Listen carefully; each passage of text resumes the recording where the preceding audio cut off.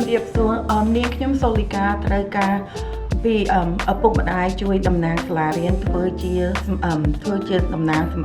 សម្រាប់ចិត្តចំពោះប្រាក់ដែលចំណាយលើសាលារៀននិងការអនុវត្តគម្រោងច្បាប់ដែលមានឥទ្ធិពលដល់សិស្សទាំងអស់ហើយនៅខាងមុខនេះការប្រជុំរបស់ឪពុកម្ដាយអ្នកដែលមានកូនសិស្សរៀនភាសាអង់គ្លេស ELAC នៅនឹងប្រព្រឹត្តនៅថ្ងៃទី24 ខែតុលាឆ្នាំ2025នៅម៉ោង 2:40 នាទីល្ងាចការចូលរួមរបស់អ្នកគឺមានសារៈសំខាន់សម្រាប់សាលាបើអ្នកមាន